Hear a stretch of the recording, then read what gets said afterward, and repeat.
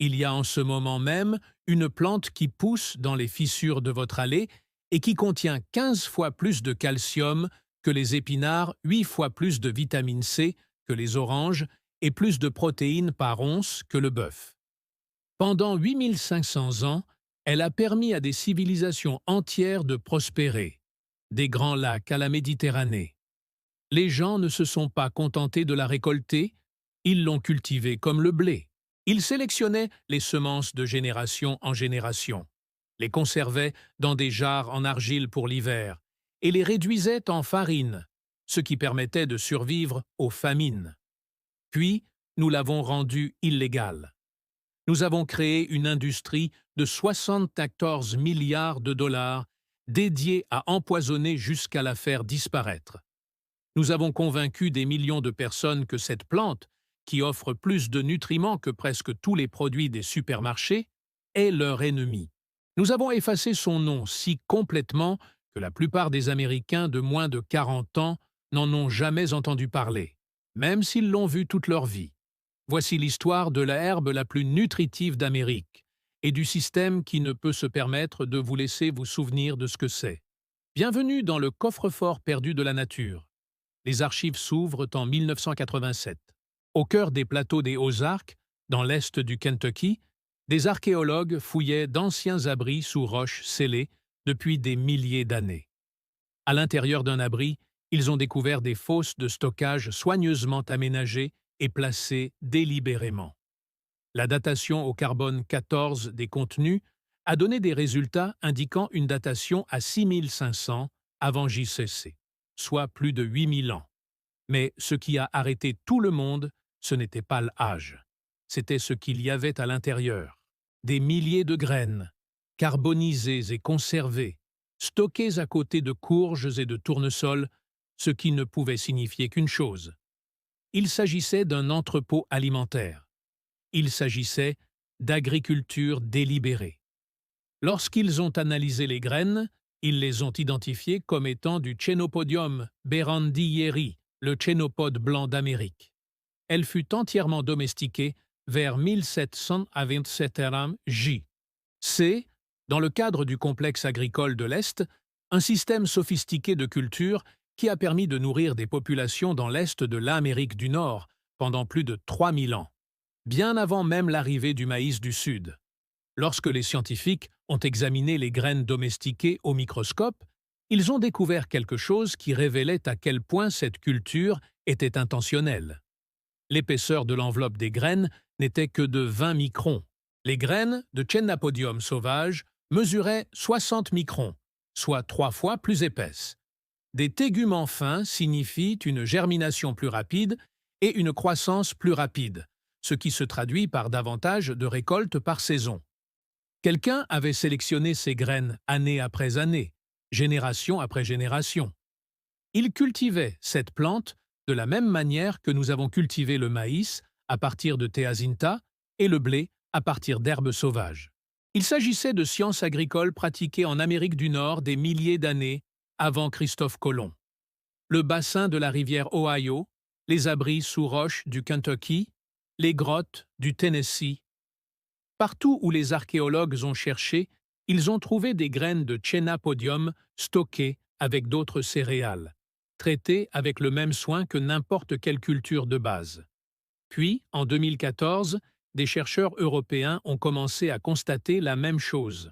Des sites de l'époque viking au Danemark, des établissements romains à travers l'Europe centrale, des fosses de stockage de l'âge du fer en Allemagne et en France, tous contenaient des graines de Chenopodium album, le cousin européen conservé dans des jarres en argile avec du blé et de l'orge. Puis vint la découverte qui fit les gros titres. Corps des tourbières danois. Des personnes de l'âge du fer, conservées à Pite pendant 2000 ans, avaient des graines de Chopodium dans leur estomac, leur dernier repas. Ce n'était pas de la nourriture de famine, ce n'était pas du désespoir. Il s'agissait d'un aliment courant consommé par les gens ordinaires pendant 8500 ans d'histoire humaine. Les Houris ont cuit les jeunes pousses, l'Iraksoï le récoltait chaque été. En Inde, on l'appelle bata, et on peut encore l'acheter aujourd'hui sur les marchés. C'est un légume d'hiver de première qualité. En Chine, on appelle cette espèce apparentée œil ho, et ils n'ont jamais cessé de la cultiver. Ce savoir était global. Cette culture était délibérée. On connaissait les principes nutritionnels bien avant que les laboratoires puissent les mesurer. Alors, comment une plante aussi importante peut-elle tout simplement disparaître de la conscience américaine? Le complexe agricole de l'Est s'est effondré en quelques générations. Le chénopode blanc, la grenade, le petit orge, la mauvaise herbe, des cultures qui ont nourri des civilisations pendant 3000 ans, sont tombées dans l'oubli. La variété domestiquée indigène, soigneusement sélectionnée pendant 3 millénaires, s'est éteinte, disparue à jamais. Les colons européens ont apporté leur propre album de Chenapodium par-delà l'Atlantique. Ils l'appelaient poule grasse, herbe à cochon, pied-doigt. Les paysans en mangeaient pendant les famines, en donnaient au bétail et l'utilisaient comme médicament. Mais à cette époque, l'agriculture signifiait blé, maïs, culture de rente, choses que l'on pouvait taxer, que l'on pouvait vendre, que l'on pouvait contrôler. La plante a tout de même survécu, poussant dans les fossés et les sols remués. Elle n'avait pas besoin d'autorisation. Cela a toujours été sa force. Puis vint 1950 et tout changea. Dans l'Amérique d'après-guerre, le J.E. Bill finance des millions de nouveaux logements. Les banlieues explosent et, avec elles, une nouvelle idéologie apparaît. La pelouse parfaite.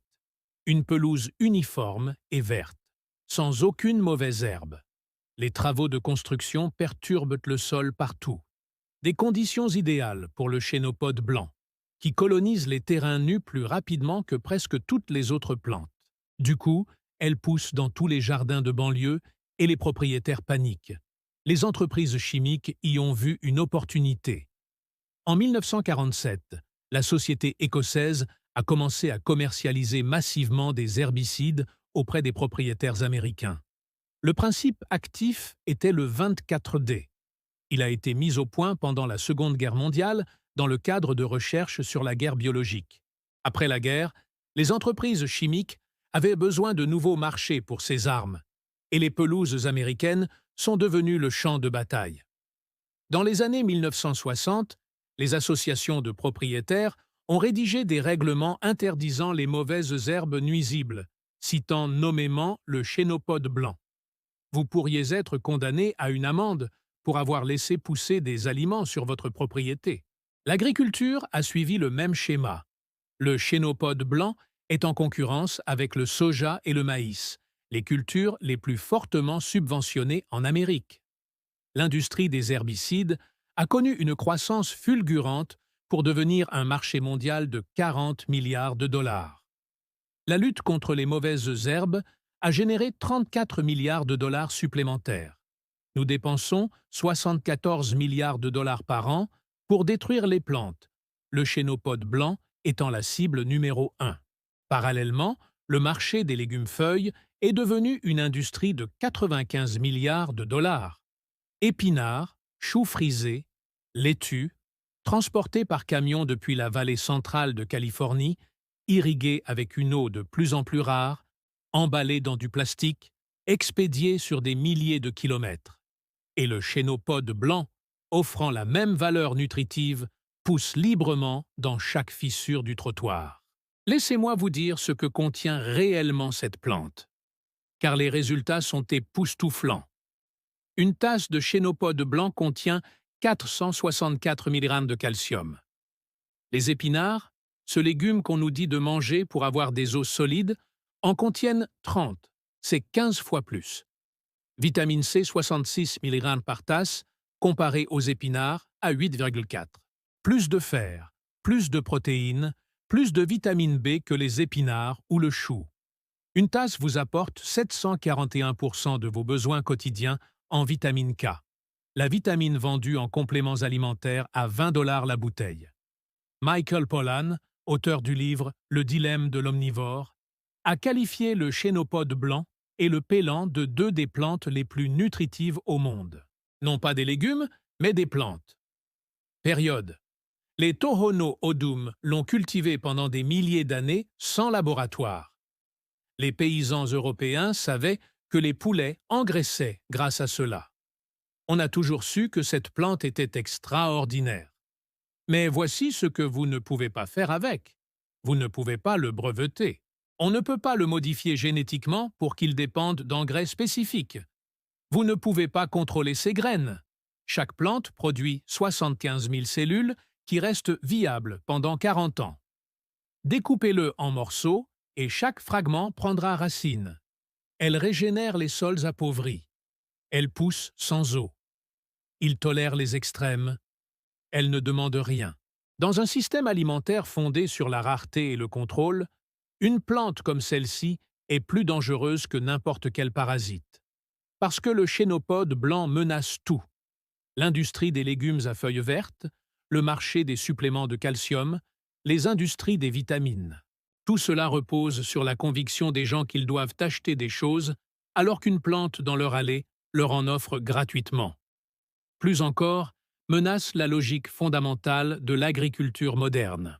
L'idée que la nourriture doit être difficile, qu'elle doit nécessiter des intrants, qu'elle doit être contrôlée par des entreprises vendant des semences chaque année, des engrais à chaque saison, des pesticides pour tuer tout ce qui pousse sans autorisation.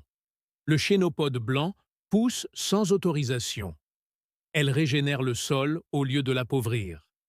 Elle nourrit les gens sans rien demander en retour. Ce genre d'abondance, gratuite, incontrôlable, accessible à tous, ne peut exister dans un système fondé sur la rareté. La plante fut donc éradiquée, non par le feu ou la guerre, mais par les mots. Nous l'avons appelée mauvaise herbe, nuisible, problème. Nous avons créé tout un vocabulaire autour de sa destruction et convaincu 3 générations que cette plante est leur ennemi. La plupart des Américains de moins de 40 ans l'ont vu toute leur vie, mais n'ont pas de nom pour le désigner. Effacer le nom, c'est effacer le savoir. Effacer le savoir, c'est effacer le pouvoir.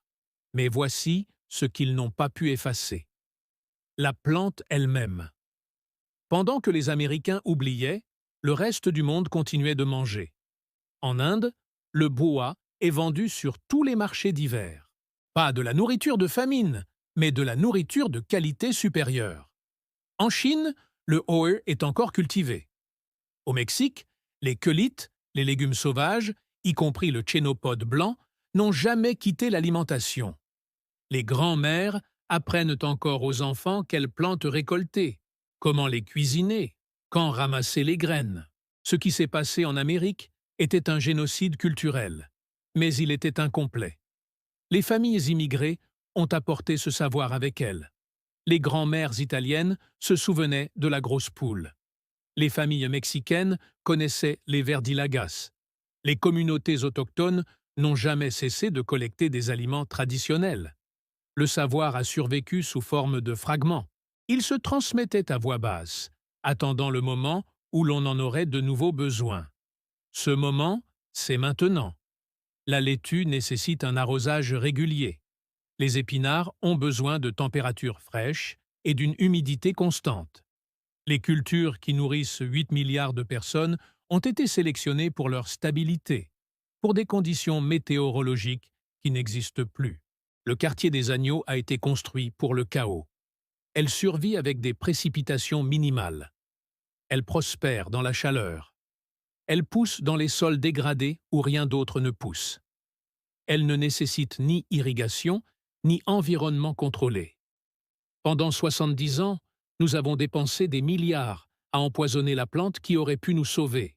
Maintenant que les systèmes dysfonctionnent, la solution se trouvait dans chaque fissure, chaque parcelle de terre remuée, chaque endroit où nous lui avions interdit de pousser. Voici donc ce que vous devez faire. Apprenez à le reconnaître. Feuilles en forme de losange, revêtements blancs poudreux et forme de pattes-doigts lorsqu'elles sont jeunes. Arrêtez de l'empoisonner. Laissez-la pousser et laissez-la régénérer votre sol tout en vous nourrissant. Récoltez les premiers centimètres, les tiges tendres et les jeunes feuilles. Cuisinez-les comme des épinards. La chaleur décompose l'acide oxylique naturellement présent. Une fois cuit, mangez-en autant que vous le souhaitez. Conservez les graines. Chaque plante produit 75 000 graines qui survivent 40 ans dans le sol. Partagez-les. Apprenez à vos enfants. Récupérez le nom qui vous a été volé. La plante qui ne demande rien survit à tout et se nourrit librement. C'est du chénopode blanc, la récolte qu'ils ont tenté d'anéantir. Le savoir qu'ils ont dépensé des milliards pour étouffer. La nourriture qu'ils vous ont appris à détruire. Ce savoir n'est pas perdu. Elle est enfouie dans chaque graine, attendant les mains qui voudront bien la récolter. Si cette sélection vous a apporté des informations utiles, abonnez-vous à Nature's Lost Vault et activez les notifications. Chaque JM et chaque partage préserve ce que ils ont tenté de effacer. Le prochain coffre-fort ouvrira bientôt.